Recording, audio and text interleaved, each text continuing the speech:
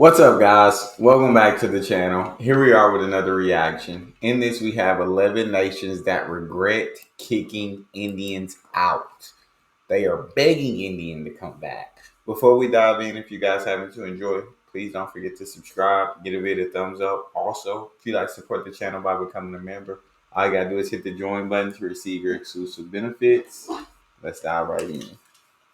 Imagine this, a nation thriving with bustling markets, growing industries, and educated professionals. Then, one decision, driven by politics, fear, or nationalism, changes everything. Overnight, thousands of Indians are told to leave. That's Their businesses are seized, their homes are emptied, their dreams shattered. The result? Entire economies crumble, societies unravel, and decades of progress vanish into thin air.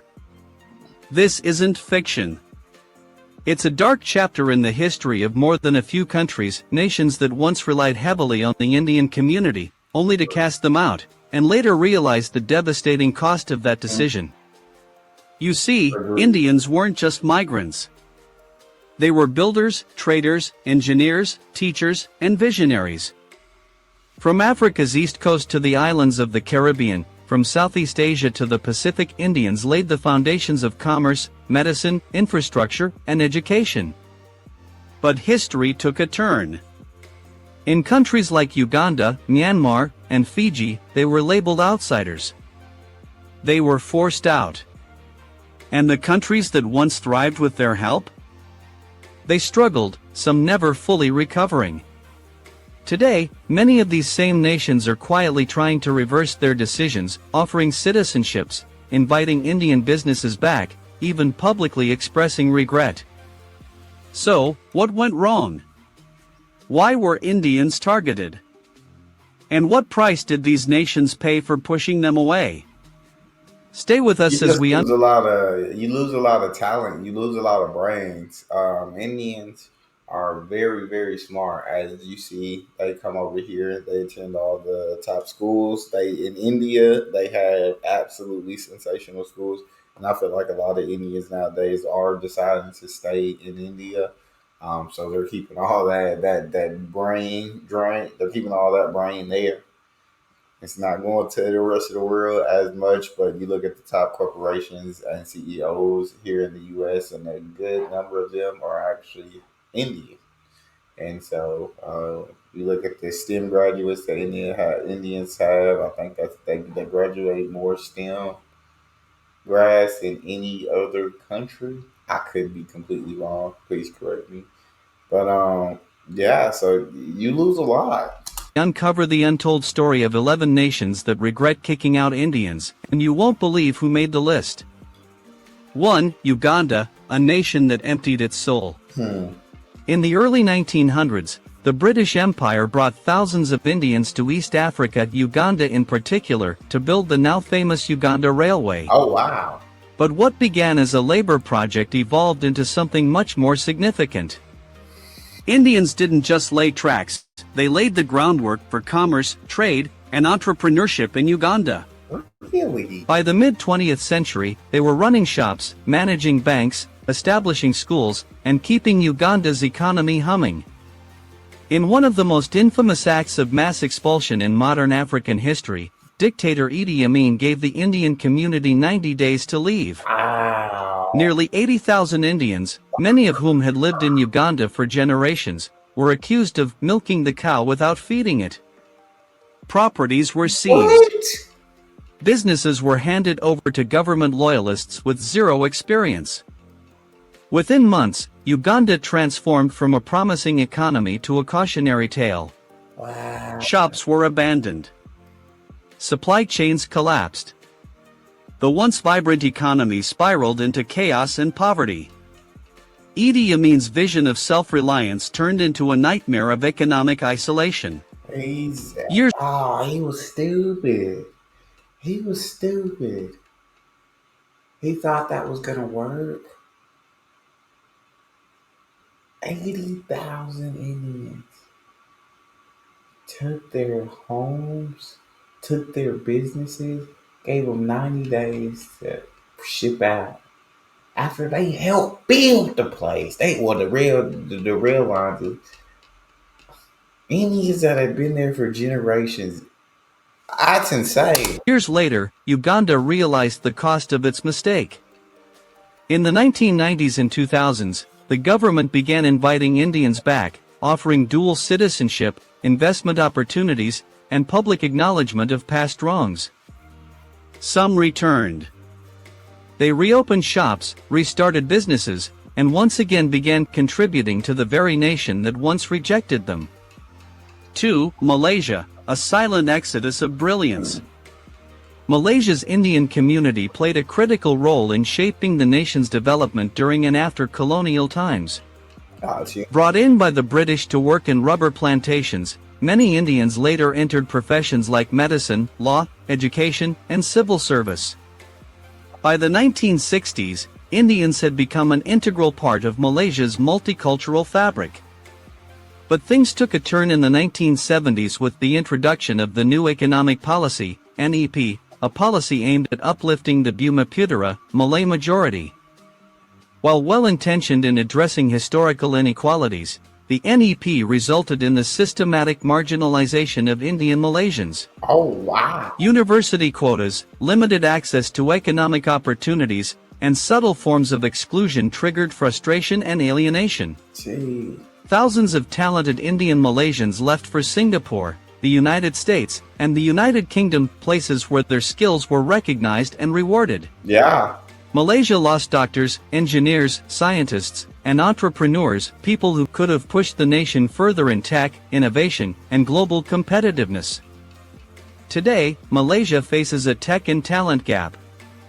Its universities are strong, but its retention rate for homegrown Indian talent is low.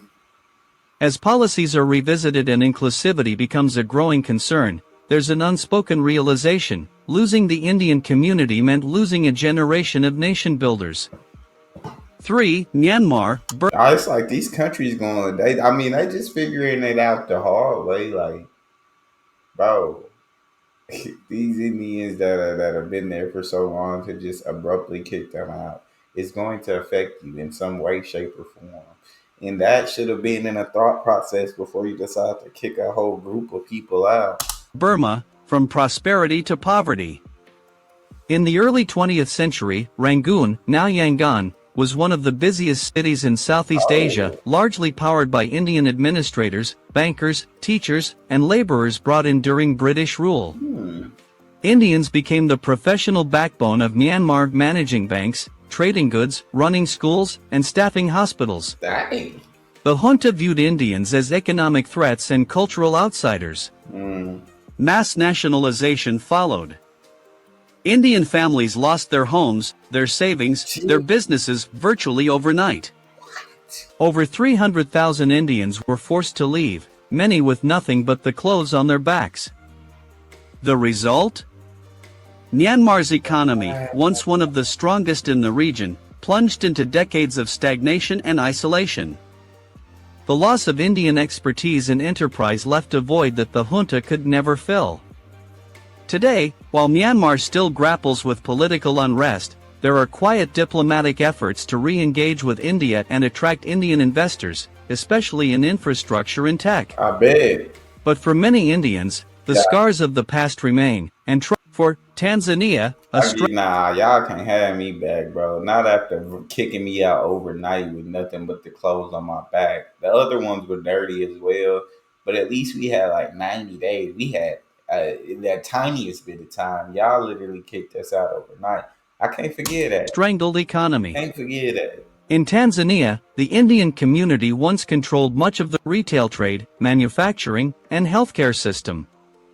From Dar es Salaam to Arusha, Indian doctors, teachers, and shopkeepers formed the beating heart of urban life.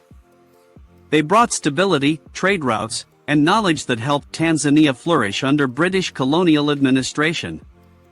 But after independence in the 1960s, Tanzania's government launched aggressive Africanization policies. These aimed to put the economy into the hands of indigenous Africans. In practice, however, it meant nationalizing Indian-owned businesses, land seizures, and social exclusion. Factories closed. Black markets flourished. Healthcare systems were strained without Indian doctors. Mm. Infrastructure decayed due to a lack of managerial and technical expertise. While the intent may have been self-reliance, the consequence was near economic suffocation. In recent years, Tanzania has softened its stance. The government now actively courts Indian investors, signs trade deals with India, and celebrates Indian culture in festivals.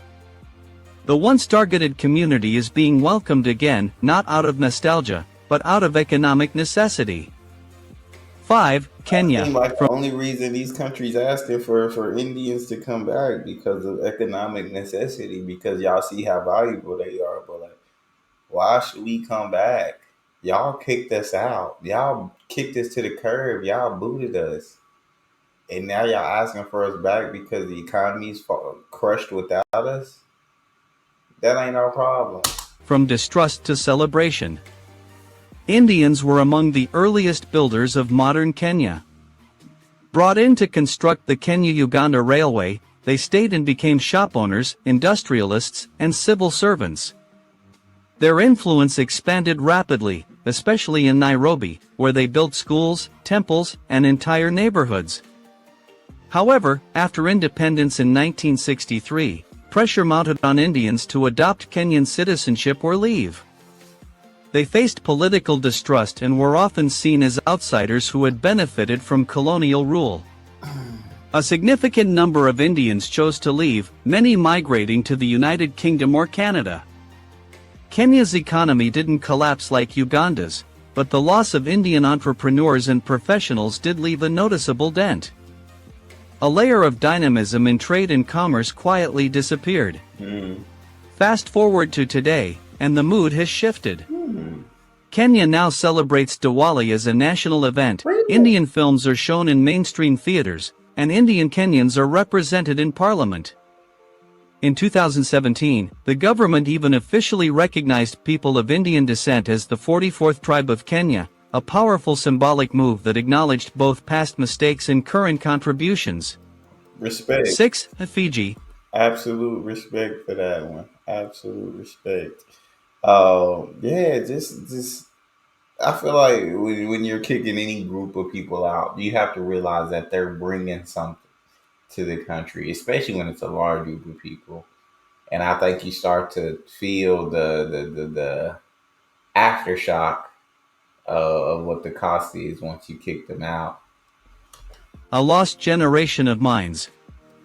Fiji's Indian community arrived in the late 19th century, Dang. brought by the British as indentured laborers to work in sugarcane fields. Over generations, they rose to prominence in agriculture, business, education, and public service. By the 1980s, Indo-Fijians made up over 40% of the population, a demographic force that couldn't be ignored. In 1987 and again in 2000, military coups rocked Fiji, both of which were deeply rooted in ethnic tensions.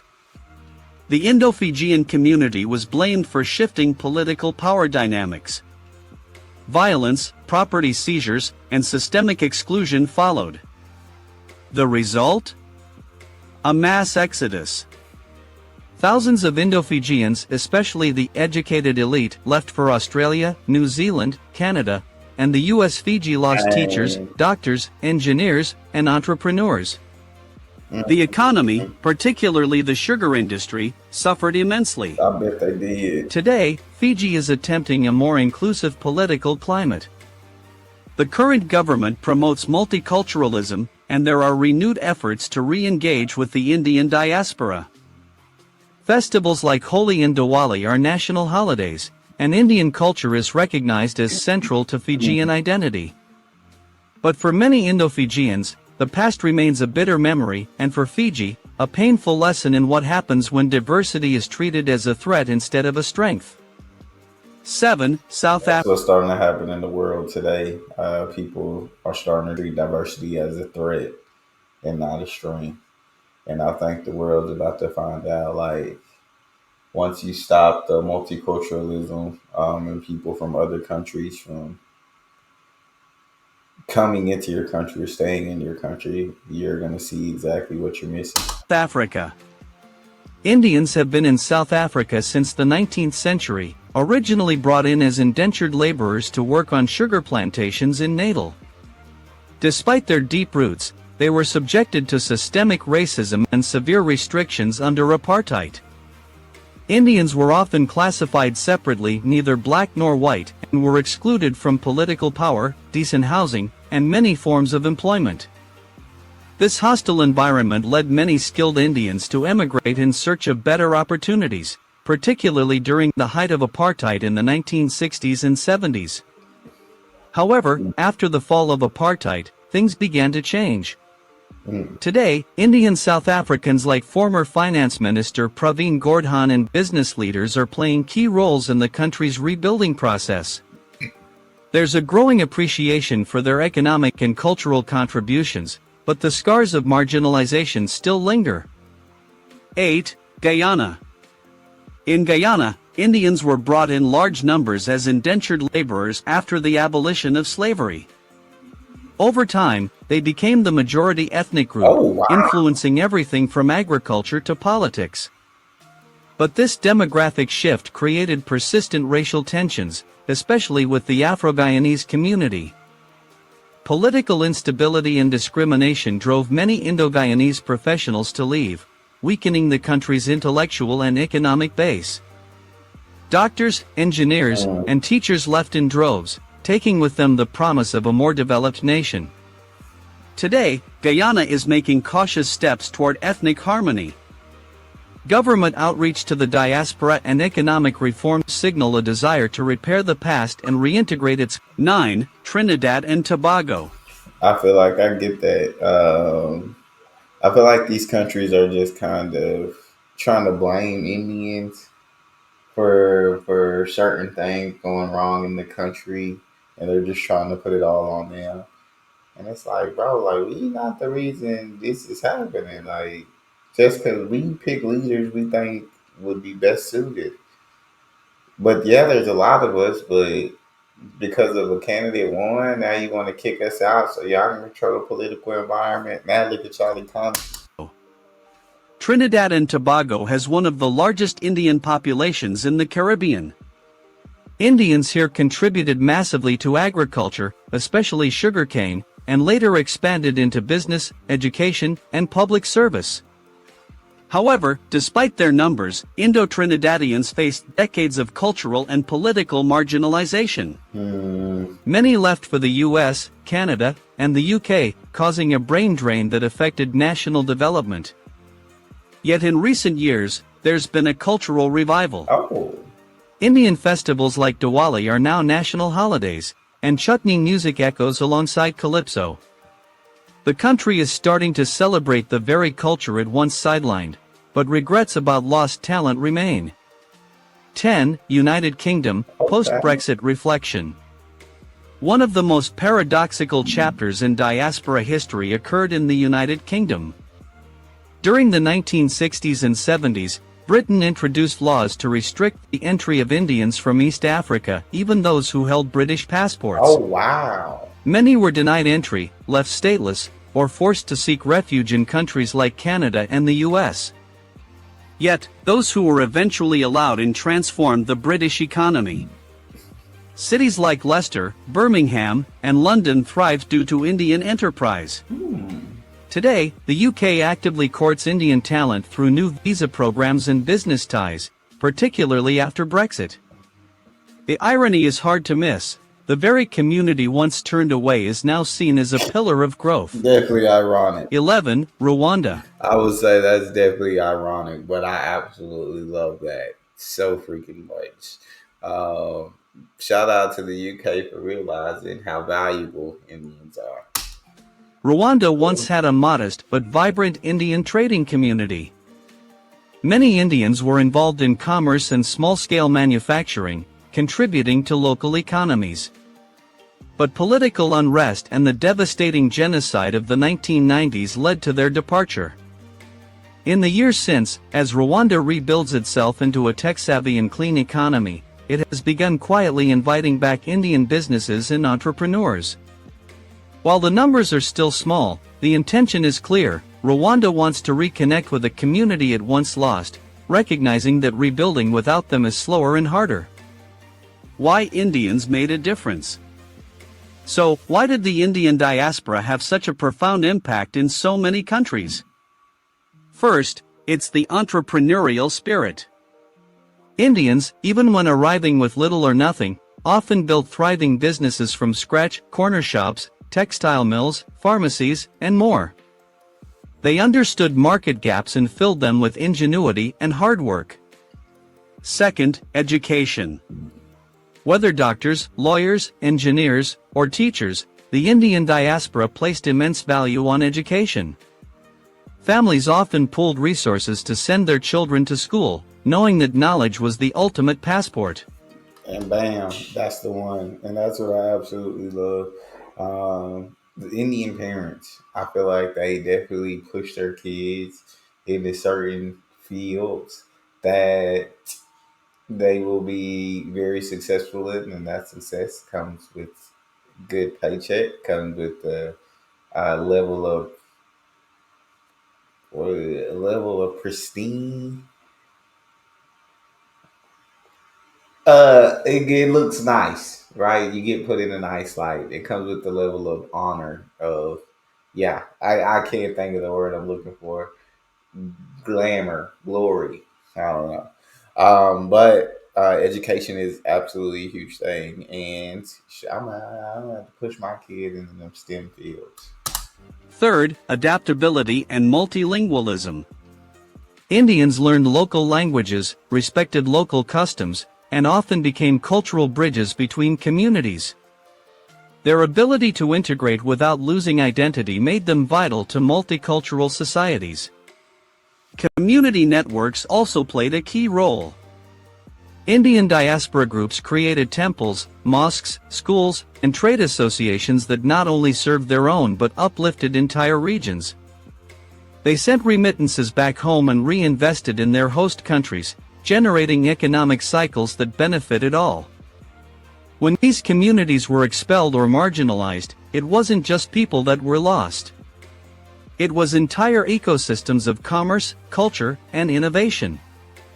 Shops closed, supply chains collapsed, skilled workers vanished, and with them, progress was delayed by decades. Modern-day regret and reintegration.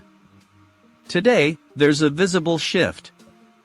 Many countries that once expelled or sidelined Indians are now reaching out again, eager to repair ties.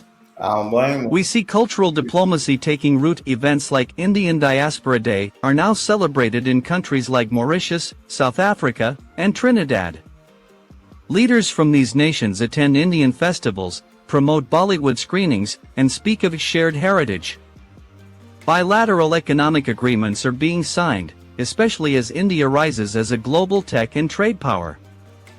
Countries that once closed their doors are now opening special visa programs and investment summits to attract Indian entrepreneurs.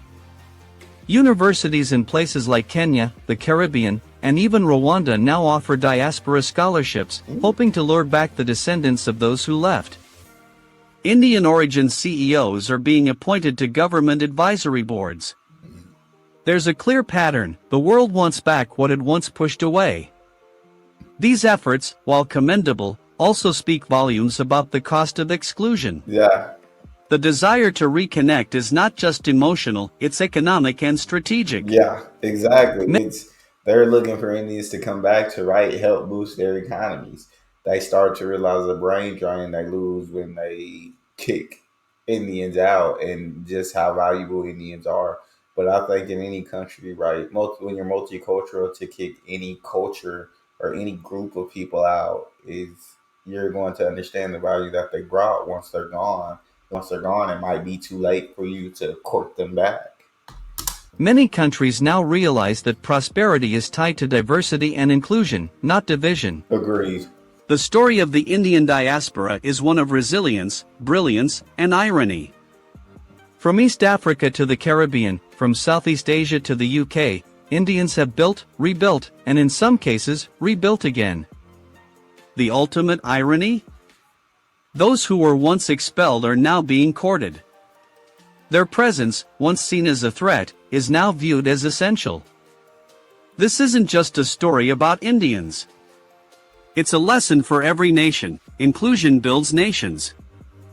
Exclusion fractures them. When countries drive away those who contribute, they're not cleansing themselves, they're cutting off their own lifeline. So tell us, which of these stories shocked you the most? If this video gave you new insight, give it a thumbs up, share it with your friends, and don't forget to subscribe for more content like this. Drop a comment. Should these nations formally apologize to the Indian diaspora? They should. We'd love to hear your take. In our next video, we'll explore how Indians have helped build billion-dollar economies overseas. I think that they should absolutely apologize to the Indian diaspora. It feels like a lot of them tried to blame India for the shortcomings of their country and for political reasons, and they kicked India out. And when they kicked India out, they saw how difficult the economy and life and running businesses and all this is without India.